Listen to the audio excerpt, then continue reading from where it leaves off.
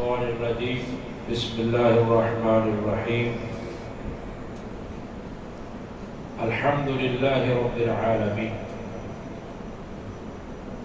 الحمد ہر قسم کی تعریف للہ اللہ رب العالمین کے لیے خاص ہے، رب العالمین جو تمام جہانوں کا رب ہے۔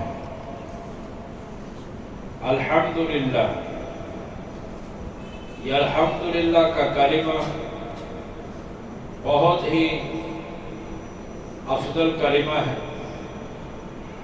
رسول مکرم صلی اللہ علیہ وسلم نے ارشاد فرمایا، الحمدللہ تملأ المیزان، کہ جو بندہ الحمدللہ پڑھتا ہے، الحمدللہ پڑھنے سے جو میزان ہے، ترازو ہے جو قیامت کے دن لگایا جائے گا، الحمدللہ کا کلمہ کہنے سے وہ ترازو کو میزان نیکیوں سے بھر جاتا ہے۔ اتنا یہ اعلیٰ اور اتنا وزنی کلمہ، اور الحمدللہ کے کلمے سے اللہ راضی ہوتا ہے۔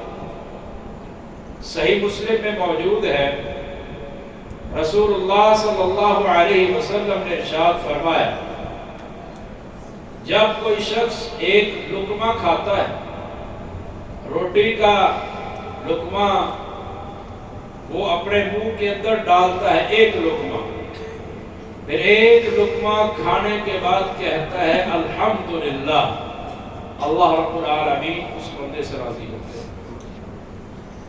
اور جو بندہ پانی کا ایک گھونٹ پیتا ہے اور ایک گھونٹ پینے کے بعد کہتا ہے الحمدللہ، تو اللہ رب العالمین اس بندے سے بھی راضی ہوتے ہیں۔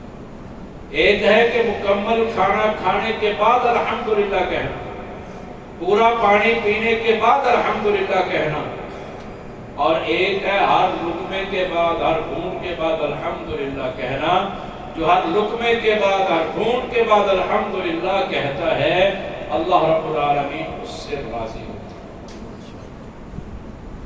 رمضان گزرا ہے، رمضان میں آپ نے حدیث سنی، من قام رمضان ایمانا واحتسابا غفر له ما تقدم من ذنبه، کہ جو رمضان کا قیام کرتا ہے ایمان کی حالت میں ثواب کی نیت سے، اس کے گناہ معاف۔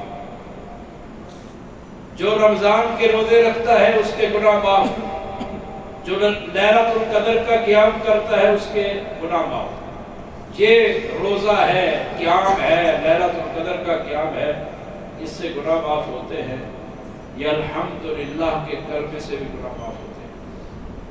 نبی کریم صلی اللہ علیہ وسلم نے فرمایا، کوئی شخص کھانا کھاتا ہے، کھانا کھانے کے بعد پڑھتا ہے الحمدللہ الذی اطعمنی ھذا ورزقنیہ من غیر حول منی ولا قوۃ، یہ جملہ کہتا ہے، اس کے بارے میں بھی وہی فرمایا جو رمضان کے روزوں کے بارے میں فرمایا، اس کے بارے میں وہی فرمایا جو قیام اللیل کے بارے میں فرمایا۔ رمضان کا جو قیام ہے، فرمایا غفر لہ ما تقدم من ذنبہ، کھانا کھانے کے بعد جو بندہ یہ دعا پڑھ لیتا ہے، اللہ اس کے گناہ معاف کر دیتا ہے۔ بڑا اعلیٰ کرنا ہے۔ تو الحمدللہ اس کلمے کا ورد کرتے رہنا چاہیے۔ تو الحمدللہ رب العالمین، رب، طالب علموں میں سے کوئی بتائے کہ رب کسے کہتے ہیں؟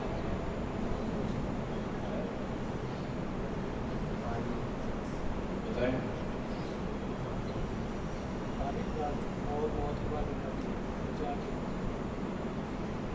رب وہ ہے جو خلق، ملک اور تدبیر کا اختیار رکھتا ہے، یعنی خالق، مالک اور مدبر امور، اس کو رب کہتے ہیں۔ خالق معنی پیدا کرنے والا، مالک کا معنی ہے ساری دنیا پر کنٹرول رکھنے والا، مدبر الامور کا مطلب ہے ساری کائنات کو چلانے والا۔ تو وہ اللہ رب العالمین کی ذات ہے، اللہ کے علاوہ کوئی اور ذات نہیں ہے جو خالق بھی ہو، مالک بھی ہو، مدبر الامر بھی ہو۔ تو رب کے اندر تین چیزیں ہیں، خلق، ملک اور تدبیر، یہ تین چیزیں جس میں پائی جائے وہ رب ہے۔ تو ہر قسم کی تعریف اس اللہ کے لیے جو رب العالمین ہے. اور العالمین یہ عالمون کی جمع ہے. اب کوئی طالب علم بتائے عالمون کیا سیکھا ہے؟